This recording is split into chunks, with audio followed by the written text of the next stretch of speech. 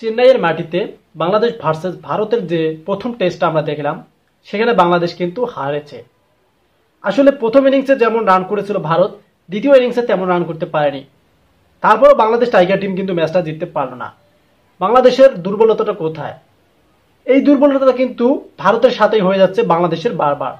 আমরা দেখলাম পাকিস্তানের মাটিতে গিয়ে পাকিস্তানকে সুন্দরভাবে হারিয়ে আসলো, আর এখন ভারতে গিয়ে চেন্নাইয়ের মাটিতে তারা কোনোভাবেই দাঁড়াতে পারতেছে না। পারবে কি করে? টিমটা হচ্ছে ভারত, আর ভারতের সাথে বাংলাদেশের খেলা হলে তারা নার্ভাস ফিল করে।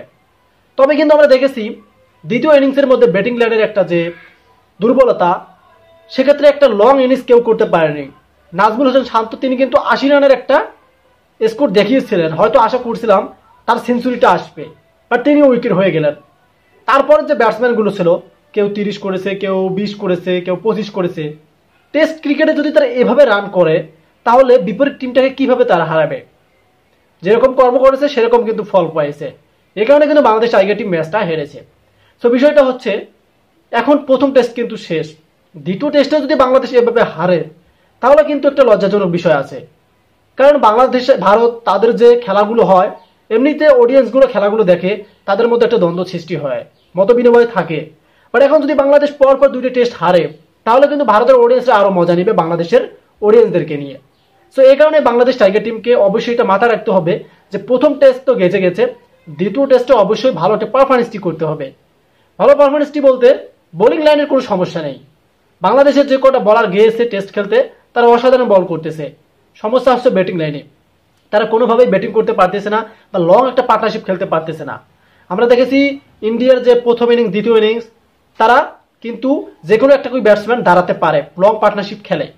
কিন্তু বাংলাদেশ টাইগার টিমের এরকম ব্যাটিং আমরা দেখতেছি না। এই কারণে কিন্তু বাংলাদেশের ব্যাটিংয়ে দুর্বলতা আসতেছে। আর এই কারণে বাংলাদেশ প্রথম ইনিংসে দ্বিতীয় ইনিংসে কোনোভাবেই ভালো পারফরমেন্সটি ব্যাটিংয়ে দেখাতে পারেনি। সো এভাবে কিন্তু খেলা খেললে কিন্তু বাংলাদেশ টেস্টে আবার কিন্তু র্যাঙ্কিং কমিয়ে আসবে, যদিও তারা ৪ নম্বর অবস্থানে এসেছে পাকিস্তানকে হারিয়ে। সো প্রথম টেস্ট তো তারা হারলো, আমরা দেখবো দ্বিতীয় টেস্টে তারা কত দূর এগিয়ে যেতে পারে, আর আমাদের বাংলাদেশের অডিয়েন্সকে দেখে কতটা মান সম্মান রাখতে পারে। কেননা যদি বাংলাদেশ আবার হেরে যায়, তাহলে তো বোঝেন কিভাবে পছন্দশীল করবে আপনাদেরকে ইন্ডিয়ার অডিয়েন্সরা। সো বিষয়টা হচ্ছে, যেহেতু দ্বিতীয় টেস্ট আছে, সো আশা করি বাংলাদেশ একটা ভালো উদ্দেশ্য নিয়ে খেলবে, যেন দ্বিতীয় টেস্টটা জিতে, এবং তারও প্রথম টেস্ট দ্বিতীয় টেস্ট যেন একটা দুইটাই সমন্বিত থাকে। সো যারা ক্রিকেট আপডেটগুলোকে পছন্দ করেন, তারা আমাদের চ্যানেলটি সাবস্ক্রাইব করে রাখেন। ধন্যবাদ।